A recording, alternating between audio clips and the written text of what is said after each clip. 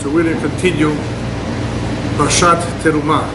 This coming week is Parashat Terumah. Very important parasha that deals with the building of the sanctuary, the Mishkan. It's almost about 4 months since Rosh Hashanah, since we started Parashat Bereshit again. And in learning about the creation of the world, we are wondering, what is the purpose of all of it? Why did God create the world? What is the purpose of this creation? In Parashat Terumah, we find somewhat of an answer. We finally realize that what Hashem wants from us is to make for Him a Mishkan, to make for Him a sanctuary, a home in this world, in the physical world. And that's something that's very much misunderstood by people. Why does Hashem need a house down here below? After all, Malek kol haaretz kevodo. The verse says that Hashem fills the entire universe. He's everywhere. What exactly is behind this idea of making a Mishkan, a sanctuary for Hashem in this world, where the goal is v'shachanti betocham, that I will not reside in it, I will reside in you, or in them. So it's interesting. He is telling us to build a sanctuary for Him, and then He's telling us, in the end, the goal is v'shachanti betocham, in the hearts of every single Jew. The purpose of a sanctuary in itself is a means to connect to Hashem. Hashem is telling us through this Mishkan that even though I created the world, even though I'm everywhere, you should know it is possible for you as a human being to have a connection with me. Don't think I'm somewhere out there in the skies, in the heavens, in a remote place where you can't reach me. The simple understanding, therefore, behind this mitzvah to build the Mishkan is to remind us, yes, it is possible. Hashem is here, He's present. As long as we don't kick Him out, as long as we let Him in, as long as we show that we want to have that connection, it is possible. But why is there such a need for a connection? Just so that we can pray to Him? What exactly is prayer? Does it really accomplish anything? I thought of a nice example. The baby, for those of you who have either had one or have seen one come out of the mother's womb, you would have noticed the chevel tabor. You would have noticed the umbilical cord attached to the mother. And that umbilical cord is through which the baby receives its nourishment while it's in the mother's womb for about 9 months. But what happens afterwards, after we sever that connection to the mother? Somehow the baby is able to survive outside the mother's womb. Of course it needs to eat and drink, and of course it needs the oxygen. But is that all? We sever him from that connection to his mother. Is that all that he needs to survive from now on until he becomes an adult? Just food and drink and oxygen, is that all? And the answer, no. There's a lot more than just physical survival. A human being needs to be continuously connected to his root or to the source of his soul. That is not so apparent to us. We don't see it. That umbilical cord we see. So we understand its significance, but we don't see that other umbilical cord, the umbilical cord Ruchani, the spiritual one, that exists as well, from where the neshama is connected and continues to be connected until that one is also severed, in a sense, until a person leaves this world. So as long as we are connected to that source, to that spiritual source, the neshama, that soul that we have, will continue to reside in its sanctuary, the sanctuary called the physical body. So these two are held together because of a spiritual umbilical cord. And what comes down through that spiritual umbilical cord, even though we don't see it, is not oxygen, is direction, mazal, blessing. We call all of that shefa. Shefa, a divine flow. We don't see it, but that's what the Kabbalah talks about. How there's continuous shefa, hopefully, unless, God forbid, something severs that shefa, something interrupts it. And that's a topic for another time. What can interrupt that shefa? What can disturb that mazal, that beracha, that we may have once upon a time received it? There have been people who received beracha, blessing, for many years, and all of a sudden they went bankrupt. All of a sudden they lost everything they had. What exactly happened? What did it? It's not always easy to know, but we do know that somehow that shefa has become interrupted with. We need to understand, therefore, what is the meaning of Veshachanti betocham? If the goal is that Hashem wants to reside in us, how does that happen? The rabbis explain that this physical body acts as a sanctuary for the soul. And it can also, therefore, act as a sanctuary for Hashem. It can become a kli, it can become a vessel through which the divine flow can continuously come down.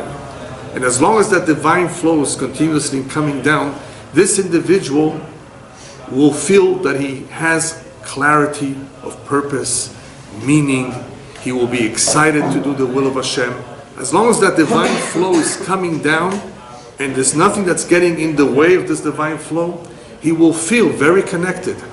And that is why you sometimes see people who are so excited to do a mitzvah, excited to help, excited to pray, and others who are bored, upset, not in the mood. Why should there be such a difference? After all, we're talking about a spiritual feeling, a sensation. Why doesn't everybody share that same kind of a feeling? Something is missing. Apparently, that physical body that we're calling a sanctuary is not a real sanctuary. Somehow, that divine flow that comes down, it still comes down, is not being felt. It's not being made to feel at home. So therefore, Hashem tells the Jewish people, I want you to feel me. Not just to know me, to believe in me. I want you to feel me. How are you going to do that? You're going to build a physical mishkan, a physical sanctuary. Physical, a building, a structure. And what will that remind you? Hopefully, it will remind you that in the same way that you want a korat gag, as it's called in Hebrew, you want a roof over your head to protect you from the elements, from rain, from the weather. You should remember you also need a korat gag ruchani. The human being needs a roof over his head that is spiritual in nature, not just physical. We are being therefore reminded by partaking in this building of a physical sanctuary that we need a korat gag ruchani, spiritual roof over our heads. What is the spiritual roof? A spiritual roof is a reminder that the one who's above, he is the one that controls us. He is the one that gave us life. He is the one that provides us with everything. We need this reminder. And it's not enough to just know it, but you want to have all that divine flow, you want to have that connection, then you have to make sure that you continuously remember that and you respect that.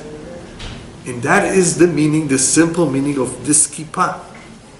People ask me all the time, what do you need this cover over your head? And I tell them, ask the Pope, he has it too. He has a red one, and I have a black one, but it's a head cover. So what's this head cover? A reminder that there's somebody above my head. I'm not at the top of the world. I'm not ultimately the one that makes all the decisions. There's something above me that I need to respect, and I need to remember, that I need to stay connected to, because he's the one that's in charge. He gave me life to begin with. What am I doing here? What are we all doing here? Where do we come from? So this is a big reminder. Not only when we make a blessing. People put it on only when they make a blessing. At all times, except of course when you're taking a shower. Except when you're sleeping, perhaps it falls off. We need reminders. We forget. We sometimes have a hard time focusing. Building this physical sanctuary was a way to remind us of the need to connect to Him, of the need to have a spiritual roof over our head, because we depend on Him for everything. But there's something else. This physical Mishkan that is being built for Hashem is also intended to remind us, to teach us that here we're spending sometimes a lot of money and effort to make our home, our physical home. We shop around for the best furniture. What kind of curtains do you want to have in your living room and dining room? So much time and effort and money goes into making our physical home a special place. That's fine, as long as you can afford it, okay. But don't forget Hashem's home. Don't forget your home in the world to come. Don't you want to invest in that home, our shared in the world to come? That is also a bite that we are building by observing mitzvot. We are preparing our home, our share, that we're going to have hopefully after we leave this world. We want to have a beautiful home upstairs, a comfortable place. So why not think about that? Here we only stick around for 70, 80 years, a little bit more or less. Why invest so much here and not invest there? Why not invest in the house of Hashem that we respect, that we need to appreciate everything He does for us? So here again, we're being reminded of where to invest our time, effort, and money. You know, what does Hashem tell us in the Parasha? My home needs to be more beautiful than your home. If you look at the details that go into building the Mishkan, you will see how much effort, how much design, how much gold, silver, and copper went into making that beautiful structure, because Hashem is saying, yes, mine should not be any less than yours. I'm sure some of you know of people who have a very large mansion, either in Bel Air, Truesdale Estates, Mount Olympus, 10,000 square feet. Right? That you make big, and you may not end up living there for too long. I know of people who spend so much money to build this dream house, they call it, and once it's complete, they maybe lived there for a year or two, then they got divorced. So much time, effort, and money into building this grand home, you know, with swimming pool, volleyball court, and theater. You can imagine. So much goes in. But what about the house of Hashem, which is a lot more important? So what you see from all of this is that people sometimes have the wrong priorities, which we'll talk about a little bit more later on. Why people's priorities are wrong. How come? How come they don't know this on their own? That this is more important than our own home. Shouldn't it be obvious in common sense? One of the benefits that we get from building the Mishkan, a direct benefit, is that one is able to build himself. When we are born, as you know, children are not fully developed. They don't have teeth. They're very small. It takes time for that physical body to develop and grow. And sometimes that little baby grows to be over 7 foot tall. But that's all physical. What about spiritually? The individual can grow spiritually too. He can become a fine person. He can become a good husband, a good friend, a gentleman. That takes effort. It doesn't happen by itself. Through the building of the Mishkan, we're actually receiving instruction, direction on how to build ourselves. Because remember, the Mishkan that we have, that physical body, is not really perfect. It's not refined. As we grow up, even though we become older and hopefully more knowledgeable, it's still not perfect. That is why from all the creation, if you read Parashat Bereshit, you will see Hashem did not say on man, oh, I see that he's good. He said that about everything in creation. I see that it's good. Good meaning complete, that it serves a purpose. It's meaningful. Why not man? He's the crown of creation. Why not say about him that he's good? You created him. No.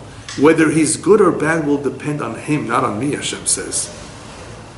I made him imperfect because he has the job. That's part of his mission. He will make himself hopefully good, complete, fulfill his mission. And we will only know that, by the way, at his funeral, because all babies are cute. All babies look nice and we think, oh, what a smile. Does he look like his mother, or does he look like his father? That's all we're thinking about. How cute. But you know that some babies become monsters when they grow up? Mifletzet. Monsters, yes. Unfortunately, too many of those. You would never know by looking at the baby that baby will be a monster. When do we know what a person made of himself? At his funeral. What did he accomplish? Did he make of himself something or not? Did he really invest in that mishkan, his own sanctuary, or not? Or did he invest in vanities? Building the mishkan, therefore, helps us in building ourselves. Where do we see that? If you look at the Parasha, you will see exact measurements. How the Aron, the ark, should be like, how big it should be, the shulchan, the table, the altar, the mizbeach. You see measurements and exact measurements. Wow, so much precision? Why so much precision? Why does it have to be exactly that? Why not a little bit bigger, a little bit? Can't we approximate it? No, it has to be exactly those measurements.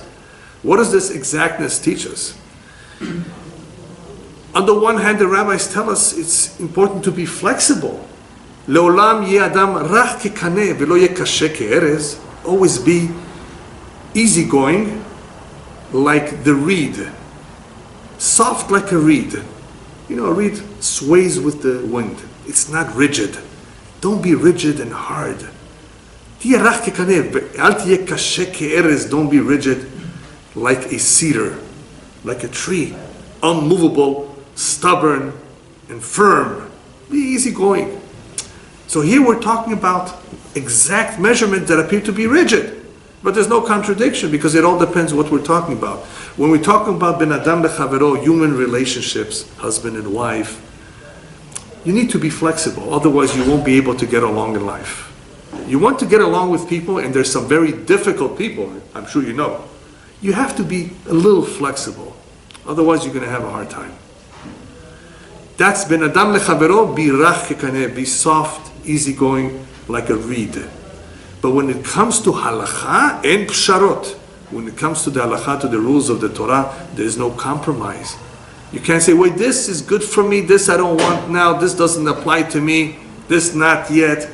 You can't have that kind of an attitude. When it comes to the kedusha, to that which is holy, be careful not to compromise it. Otherwise, you're going to lose everything.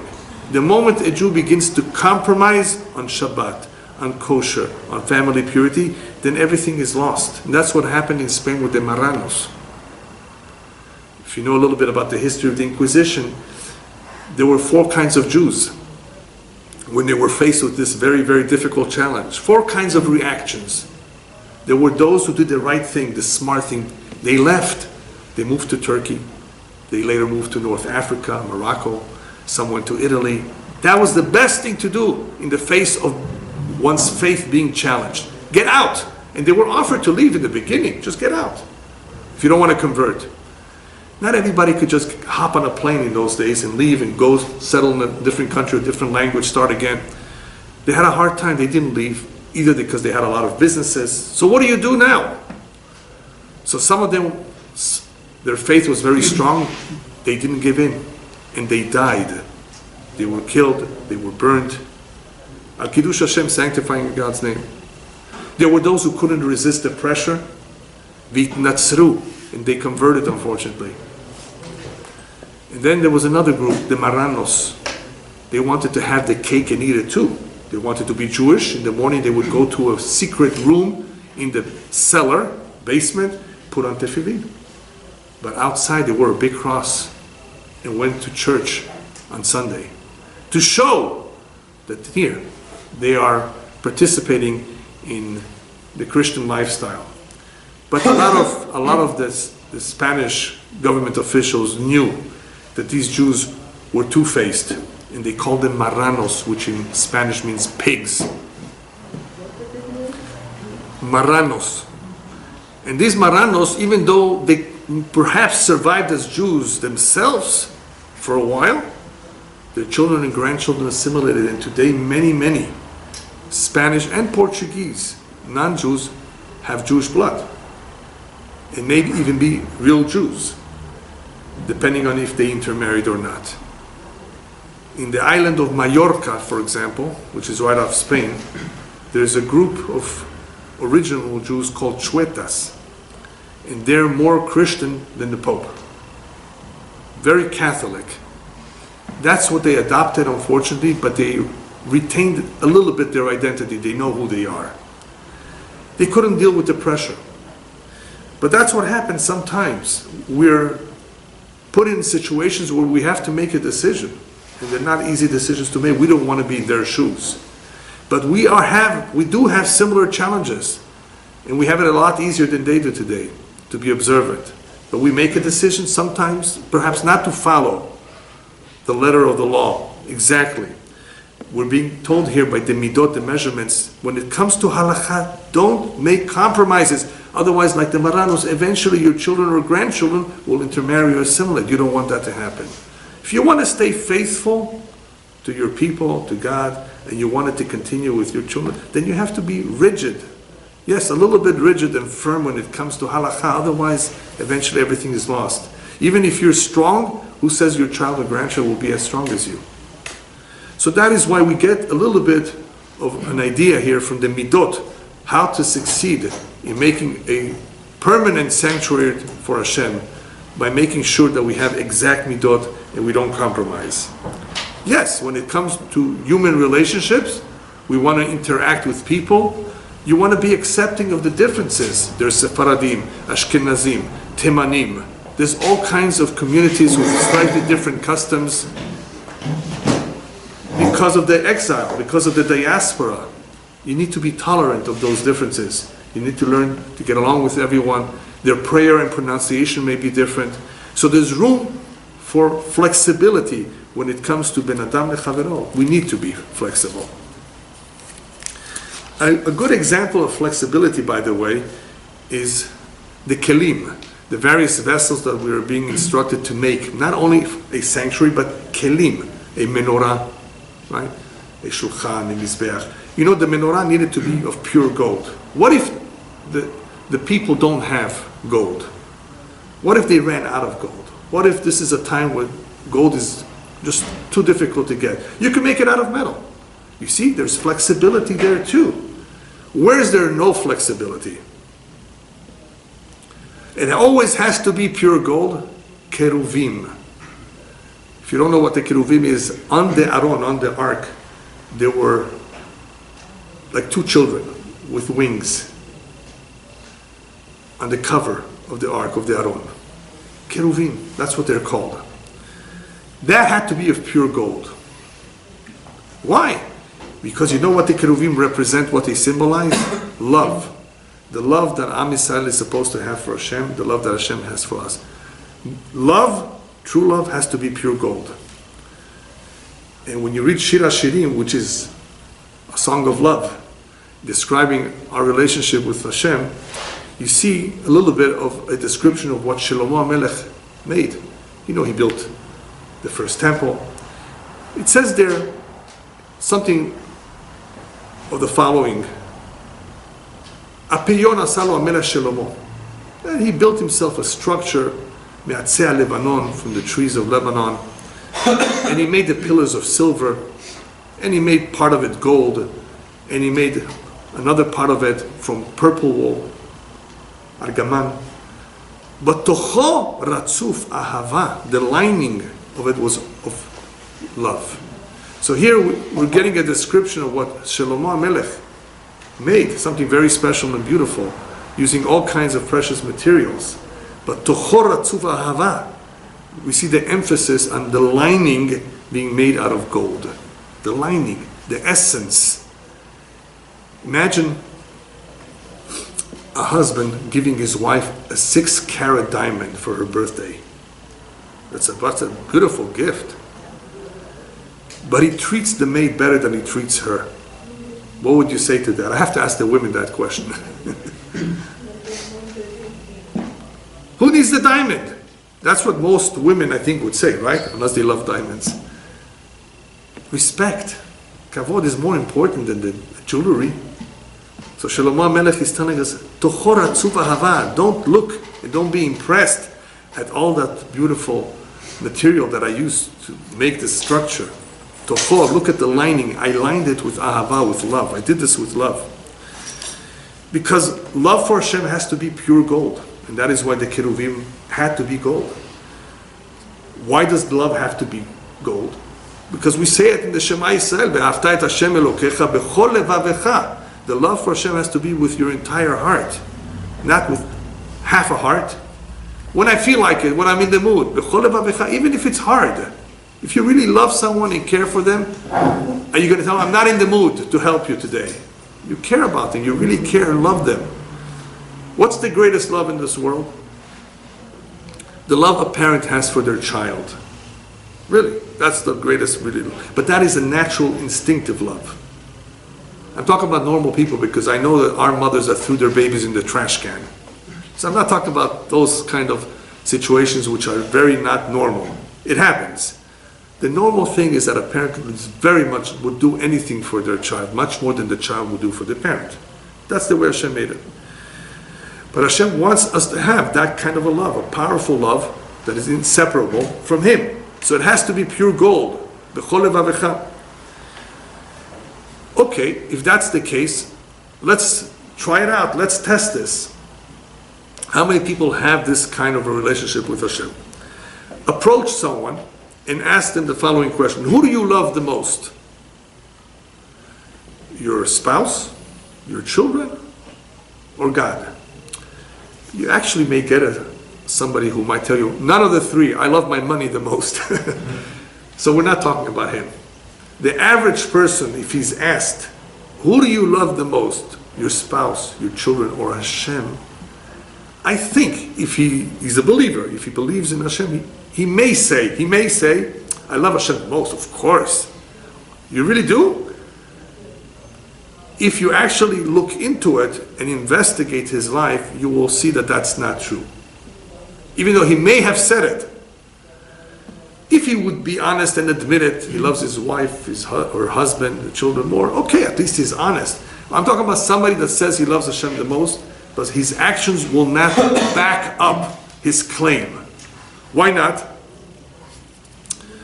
Because if you look at his daily routine, you will see that he spends more time, effort on reading the newspaper, watching the news, or buying vanities, shtuyot, things that don't have too much meaning. How come you're spending more time reading the sports section and all the gossip of the newspaper instead of saying Tehillim? You don't know how to learn Torah, Gemara, you were never taught, your parents sent you to public school. At the very least you can say Tehillim. You can read Psalms, you can do something that is simple. How could one justify spending more time reading a newspaper? A few minutes he wants to know the news, he wants an update, fine. But more time on that than on Torah, which is our obligation, which is our spiritual lifeline, without which we have no direction in life. That's what it is. No direction. No Torah. How could you have direction? We're not born with it unless we learn or unless we're taught. So here you have someone who may not have been taught. You love Hashem? Then how come you don't give him the attention? Ask a woman what she wants the most, and she's going to say, I think, attention. She wants her husband's attention and respect, not just money. That doesn't cover it. Hashem says, I want attention. I want you to acknowledge me and spend time with me in the prayer 3 times a day, learning a few minutes. Show that you care. So you say you love me more, but your actions don't indicate that. How come? Then why does it happen this way? Here we're saying we do love Hashem, Hashem, we love you. But in reality it doesn't happen. Why doesn't it happen? The simple answer, Ki adam nofel basheker. Man can easily fall in that which is sheker. Sheker means a lie, but it's not just a lie. It's everything that is false and misleading. Man is easily misled and easily falls in a world of fantasy. Sheker, make-believe, not a real world. He lives in a bubble which is not real.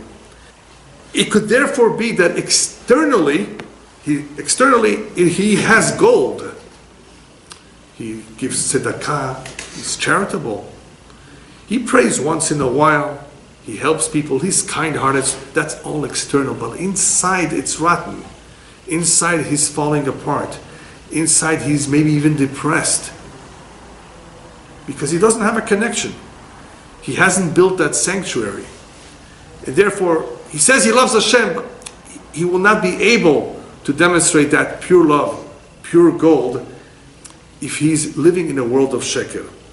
Why do people live in such a world of sheker? Very simple. Because their emunah is not strong. When one's emunah in Hashem is not crystal clear, it's not strong, that He manages the world for me, He takes care of my money, the mazal, and so forth. When we don't have clarity, then the emunah falters, nichleshet, it weakens. One who has a very weak emunah, how could you expect him to have a love for Hashem? Little children don't understand what it means to be responsible, what it means to love and care. They're not mature enough. We think that adults are mature, but here you have an example of an individual who's not completely mature. He's not. He doesn't realize what's really important and what's not as important. And before you know it, life goes by and, oh, chaval, what a shame. I didn't spend more time with my kids. I didn't spend more time with my spouse. At least he recognizes it, but it's late. It's late. Chaval. Why didn't you? Because he didn't receive the direction. He wasn't connected to the source of his soul. He didn't have that clarity. His emunah was weak. And therefore, he was misled by what he saw. And what do we see? A fake world. It's all external. Just ask the Chinese. They'll tell you they can imitate anything you want anything you want, they'll imitate. They'll copy. Is it the original? No, it's a copy. It's a fake copy. That's what this world is full of a lot today. Fake stuff, fake people. It's fake meaning externally it may look nice, it may even be gold, but inside it's not real. Something is missing. The emunah is not strong enough, and that's why people will continue to live in such a world thinking, Avodah chayenu, life is about work. That's all it is, about work, about going on vacation once in a while too, about eating and drinking, having a family, and that's it. That's what we came here for. But that's not true. That's just part of it. It is part of it, of course. We need to work and hopefully have a family and a home, but that's not the ikar, that's not the main thing we're here for. Why did He give us this life to begin with? What does He want from us? Okay, so how do we get away from this sheker, from this falsehood? Emet, obviously, is through truth. But truth is something very difficult to get. The rabbis tell us, Ha'emet hikveda v'lachem nosea hemuatim. Truth is very heavy. That is why there are very few people who are willing to carry it. What does that mean? Emet requires commitment, and very few people are willing to commit. Commit, responsibility, every day. You mean I have to be Jewish every day? Yeah, sure. Not just on Yom Kippur. Every day. Commitment. Ha'emet hikveda. The truth is very heavy. Once we recognize the truth, it's going to demand of us. It's going to demand of us something that we need to follow, something that we need to implement. That is why few people are willing to admit that there is a God in this world, even though they're intelligent and they see it and they somehow sense it, that is the most sensical explanation for this world, that there's a creator. Really, deep down, they acknowledge it, but they're not going to admit it openly and publicly because they are afraid. It's going to demand of them that they live a different kind of a life. And here, if they don't believe in Him, they think they can do anything they want. Everything is, free for you to do and believe whatever you want. But it's not so. So why are people like that? Why are people having a hard time making a commitment? If that's what it takes, is commitment and recognizing the truth, where does it come from? What's the root of the problem? The root of the problem is, as we said earlier, man, when he's born, lo shalem, he's not complete. He's not complete. He has to perfect himself. And how does he perfect himself? By working on his midot. Yes, a Jew needs to observe the commandments, but what many Jews forget, even the ones who are religious, they learn Torah, they observe the mitzvot perfectly, but they forget that the main job that man has before him is avodah al hamidot, working on his character, refining his character, because he's incomplete. He's not perfect. He has to perfect himself. And everyone in this world has some weakness. No one can say he's perfect. It could be stinginess, it could be anger, it could be laziness. All kinds of weaknesses that are part of human nature. And they don't realize that this is something that we need to work on all the time. And if we don't learn Torah or we learn from books that give us guidance on how to perfect ourselves, it's very difficult. The nature of a human being is very difficult to change. It's not easy. And even after we've learned how to do so and we have good tips to implement them, is also not easy. And even after we implement them, does it mean that we're going to stay that way? Maybe, God forbid, we fall back. Because you cannot really uproot your nature, you can only control it. You can tame it a little bit, but you cannot change it completely. We are what we are, but we can control it. Stingy person can get used to giving charity. Is he still stingy? In his nature, he still might be stingy. But at least he's trained himself and adopted a habit of giving, which helps him with the mitzvah of tzedakah. So we have many, many mitzvot. Hashem gave us many mitzvot to help us overcome our weaknesses, to help us stay connected to Him, to help us remember what our main focus should be. But more importantly, many of the mitzvot, what they have in common is to help us work on the midot, ben adam lechavro, that we be better people. So, the Torah, in the very beginning of the Parasha, if you notice, Parasha Terumah, does not tell us right away, build for me a sanctuary. It starts with Moshe giving instructions to the Jewish people to take from each individual a terumah. Take donations. Let all of the Jewish people contribute toward this sanctuary. But only after a few verses does the Torah tell us, you know what the goal of all these contributions is? To make for me a Mishkan. Wow.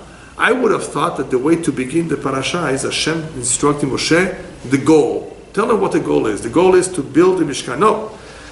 For some reason, the first instruction is gather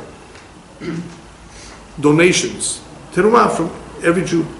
And there were different kinds of donations. There were 2 donations that was a set amount for everyone to give, everyone the same. And there was one donation which was Kol Isha sheyedeveno libo, as much as you want to give. They received an opportunity to give one terumah with their entire heart. Okay. So the beginning of the parasha is take from everyone. Take a donation. Why? Why begin with that? Since part of the goal of this Mishkan is to help us work on the midot, on our character, we are being told that one of the most important characteristics that we need to develop is netina, is the act of giving. Okay, giving is important. Then why does it say v'yikhu? It doesn't say v'natnu. V'natnu means to give. It says v'yikhu, they should take. They should take, they have to give, not take. The Torah is reminding us, don't feel bad when you give. When you give, you're actually receiving. People sometimes have a hard time giving because they think, oh, I'm giving away my money. I worked so hard for it. You don't understand, sir. When you give a poor man charity, you're giving yourself. He may be saving your life. The Zohar says when a poor man knocks on your door, think of it as a gift sent for you from Shamayim. It may save your life. God forbid this individual may be involved in a car accident the following day. But because he gave tzedakah, he was spared. He was given a chance. And this mitzvah will protect him. V'yikhu, therefore you should take. Take? Yes, you're taking for yourself. Not just the reward in the upper world. The act of giving is molding your character to be a giver, which is part of what we need to do in this world. To learn, to train ourselves to be givers, not just takers. A lot of people just take, and take. That's all they know. That's all they want, is to receive. What about to give and to share with others? They have such a hard time with it. So here we're being told the act of giving is what needs to be developed. Don't feel bad about it because in reality you're taking for yourself. And what are you going to give? You're going to give what is so precious to you. You're going to give of your time and you're going to give gold and silver and copper. These items are precious to you. And since the Torah wants to train us to be givers, we're going to give not something which is cheap to us, something that is valuable to us. Because in this way we will train ourselves to value this Mishkan, to value that which is holy, to value that which is Hashem. The same way we value our homes. We want the best for our homes.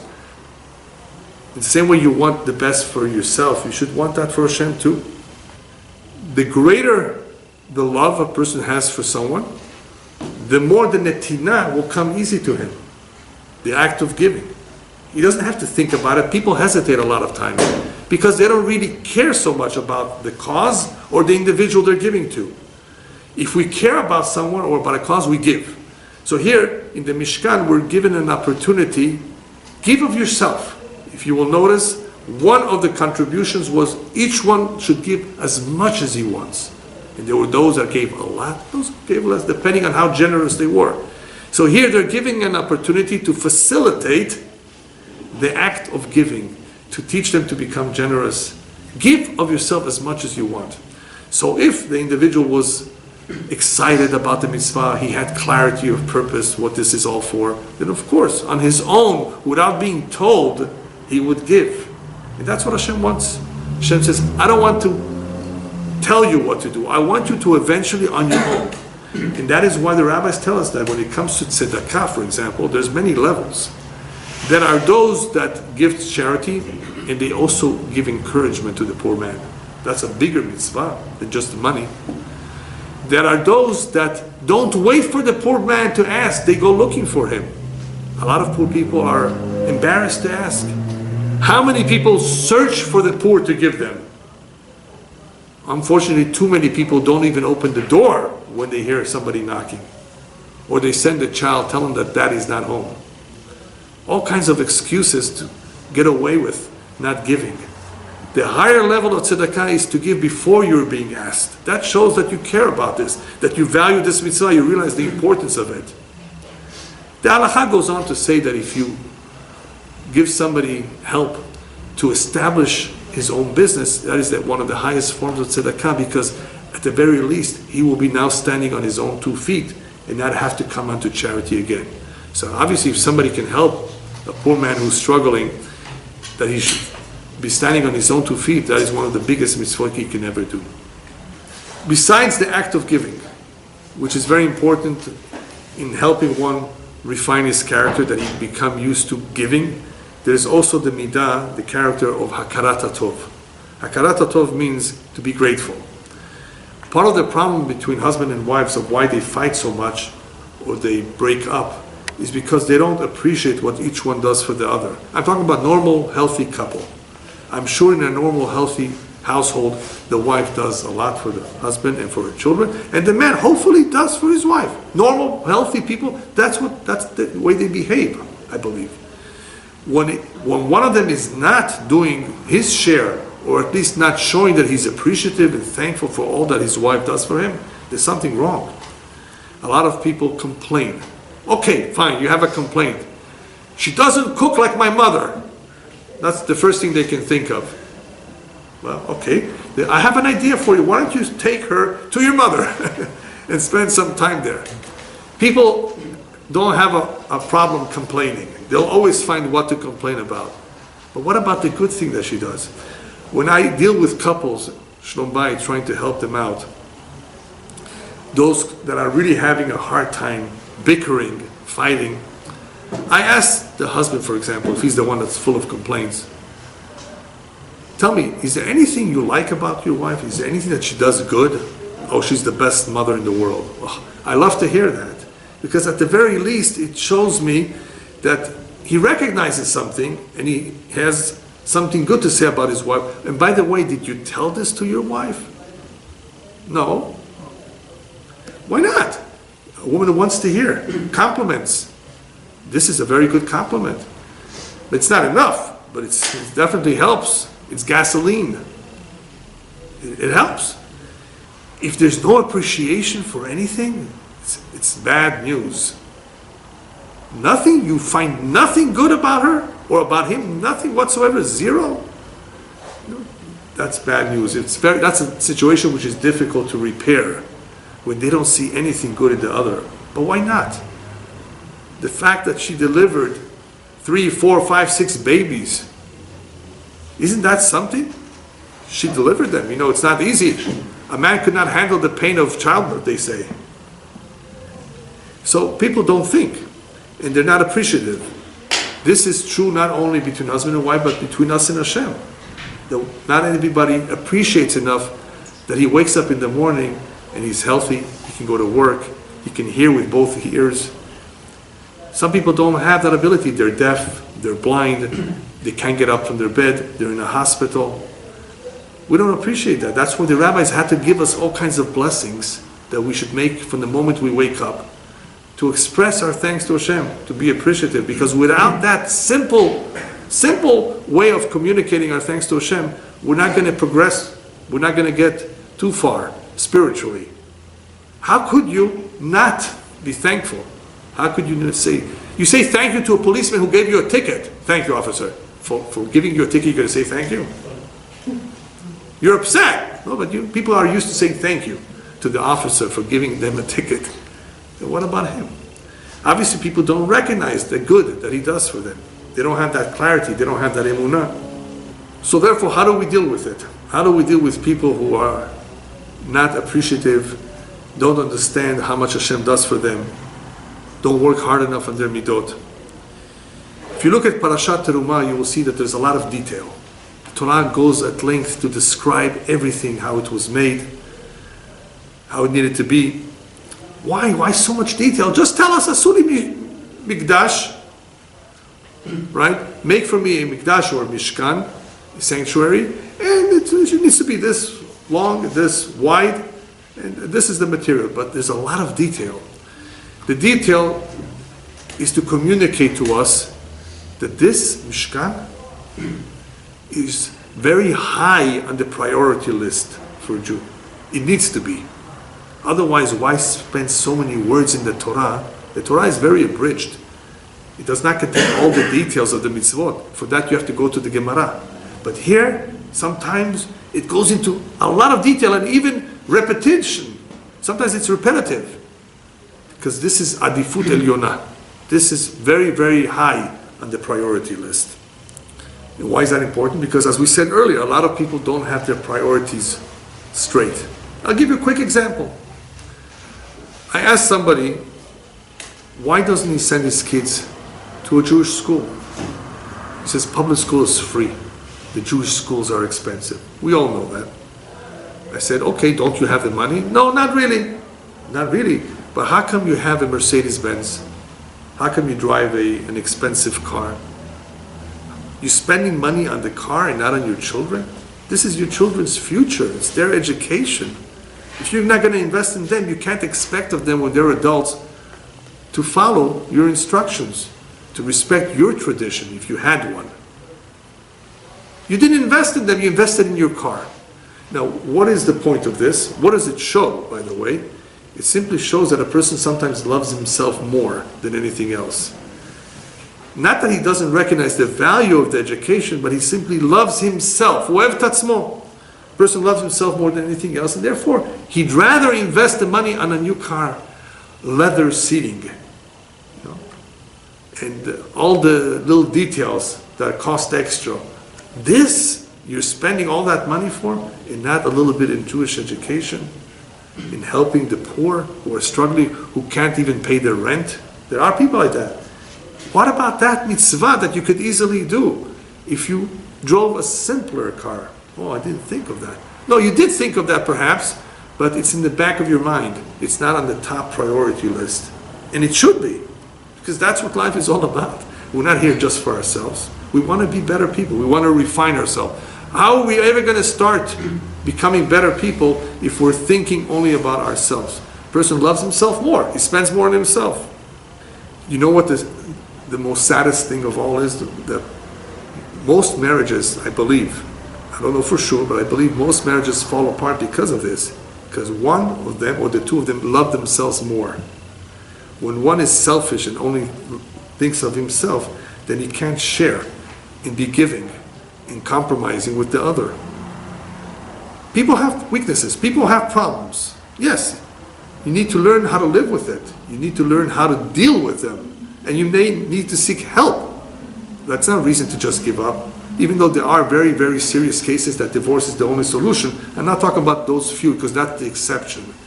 The regular marriage, the regular relationship between husband and wife should succeed. Obviously, the two of them are very different. Men and women are very different, and they need guidance.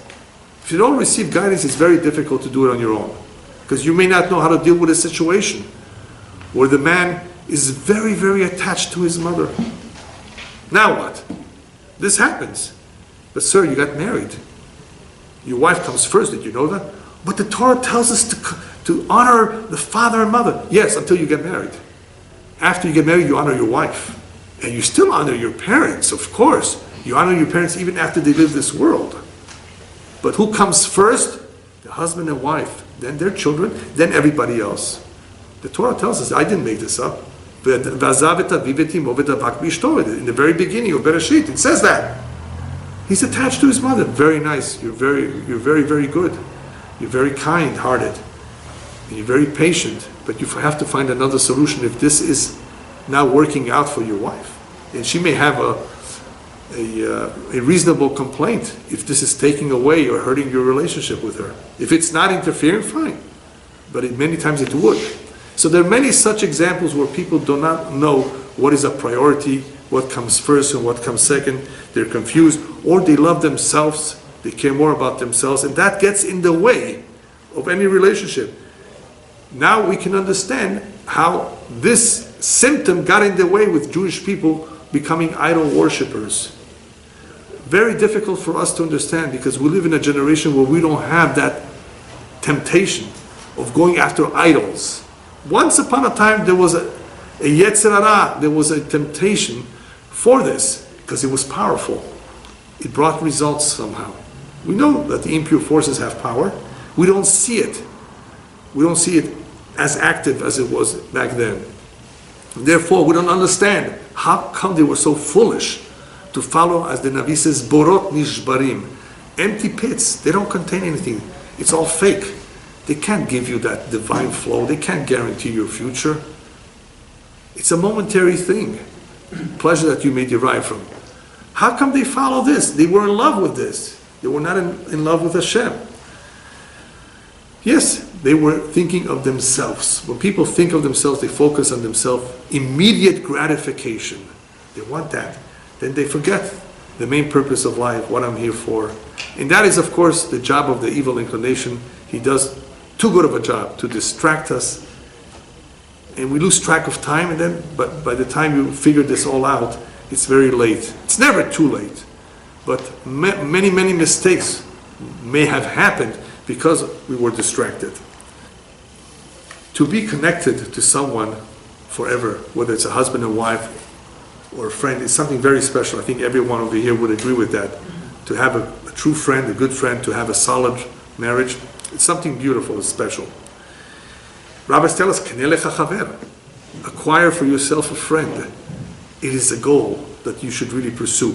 To have a true friend that you can trust, that you can talk to, share your pain with, something very, very special. Very few people have it these days. Very few people barely know how to stay together with their spouse. To ask them to find a good friend. They don't have what it takes to stay married. We can't expect of them that they're going to stay friends with anyone for too long. But everybody at the very least would agree that this is something so special. So, how do we accomplish that? Is it still possible to be friends with someone for our entire life, or to be married with someone for as many years as possible? Is it possible? Of course it's possible. Besides what we've spoken about before, the refinement of character, being focused, not loving yourself much more, besides the common sense things that one needs to do, you know what's the foundation, the yesod, that is necessary for this to ever happen at all, for it to have a potential of developing? The foundation of all of this is called the willingness, the desire, the aspiration for this to happen. if somebody does not aspire to stay married, he thinks it's like paper plates, you know, you can just throw it out and get a new one, a new wife, a new husband. If that's the attitude a person has, then we're in bad shape. The attitude should be, I want to stay married, not just get married. A lot of people, thank God, have no problem getting married. Hashem sent them the right half. The problem is staying married. That is very challenging for them. That cannot easily happen if you don't have the foundation. The foundation is, first and foremost, do you want it? Do you really want to stay married for the rest of your life? Do you really want to be a friend with someone forever? That nothing should part you? Nothing should separate the two of you? You really want it deep down? If you want it, then you're ahead of most people. I would ask children the following question that relates to this. I would go over to somebody, usually 10 years old, 12 years old, sometimes even a teenager. Tell me, what do you want to become when you grow up? Right? It's a question that you may have asked some children, perhaps your own children. What do you want to be? So I would get the following answers: a policeman, a fireman, some for some reason say a lawyer, a chef, a basketball player, all kinds of answers of what children imagine, what they would like. And I tell them, I didn't ask you what you want to make a living from. I asked you what you want to be. And your answer should be a God-fearing Jew. That should be your goal. The rest is up to your mazal. Believe it or not, you're going to be what your mazal wants you to be. Usually, that's the case. The mazal will direct you to where you need to be, and the source of your income will be based on what your mazal is. Like a GPS, it will guide you there. If you're meant to be a doctor, somehow you will be given the faculties, the mental faculties to want that kind of thing, and you will pursue it. Usually that's the way it works with careers and businesses. You don't see the whole world becoming doctors and lawyers. Thank God the whole world is not a lawyer. Imagine if we have more lawyers. How come there's a balance? This guy becomes a plumber, this guy becomes an electrician, this guy becomes a carpenter. Because the mazal sends each one to contribute what they need to contribute to this world in their way. But what are you going to be? What are you going to make of yourself? You have to aspire to want to be a God-fearing Jew. That's what we expect of you. Not what you're going to make a living from, I'm not concerned about. Hashem will help. You go to school, you get a good education, you do your best, you make an effort, and you'll be something. You make a living. What do you want to be yourself? You want to be a good husband, don't you? You want to be a good father to your children. You want to be a good friend, a good neighbor. You want to be a servant of Hashem. This is what you should want to be. But if you don't aspire for that, if somebody doesn't think about these things, how is he ever going to get started? So that's where it all begins. After one wants this, then we have to show him this is what you have to study. You want to be a better person? Study Orchot Tzadikim, Mesilat Yesharim, Chovat HaLevavot. These are books that can help you with the various weaknesses that one may have. We show him the way to do it.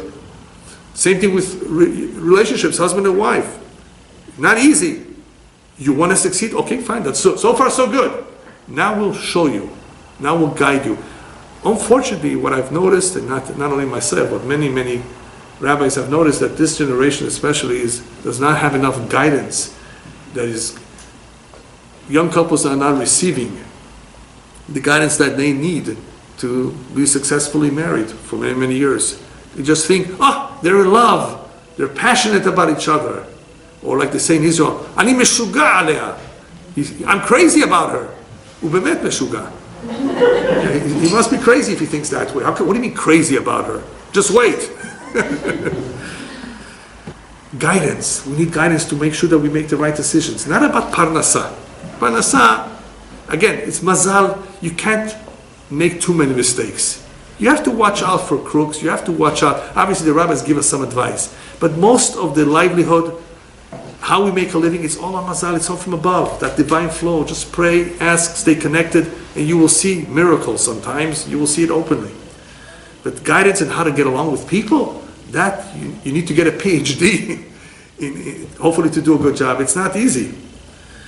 Guidance on how to pray. Guidance in how to build our home, how to make our home a sanctuary. And that is why the rabbis tell us that Jew should always ask himself Always aspire. How? Ask yourself, when will my deeds emulate or come close to the deeds of my forefathers? Our parents and grandparents, we want to be like them, hopefully better, if possible. When will my deeds be a little similar, resemble a little bit the deeds of my forefathers? When a Jew focuses on that and does his best to hopefully come close to the deeds of his forefathers, then Hashem will help him. But he has to want it. And last but not least, the Midrash says in this parasha that when Moshe received all these instructions, he did have a hard time. He says, how am I going to make this menorah? And by the way, Hashem, you really need a house? Can we make a house for you? I mean, how could human beings make a house for God? Moshe hitkashe. He had a hard time understanding what Hashem expects of him before he got all the instructions. And Hashem says, you think I need a big deal, a big house? Yeah, a few 2x4s here, another 2x4 here, a few beams here. He says, don't think it's such a difficult task. A lot of people are hesitant. A lot of people find that perhaps observing Torah mitzvot is so difficult. How am I going to do it? It's so difficult. Hashem says, no, you do as much as you can. It's not a big deal. But the Midrash continues on to say that with the menorah, Hashem had to show him what it looks like.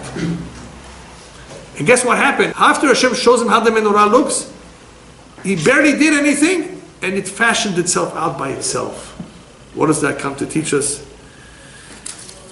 We need to just begin, and Hashem will do the rest. As we say in Arabic, minnak al-haraka min Allah al-barakah. You just have to make an effort, and Hashem will bless that effort. You just start. Pitchuli pet Hashem machad. You just open up a little door. Hashem does not expect me'ever la yecholet. Hashem will never demand of any human being more than what he's capable of doing. Never will Hashem expect of us to do the impossible. If Hashem gave us a task, it's because He believes in us that we are capable of doing. We have to begin to do, to aspire for it, to want it, and then, God willing, He will bless us, that the Shekhinah, the Divine Presence, will reside in all that we undertake in our homes and in our families. Amen.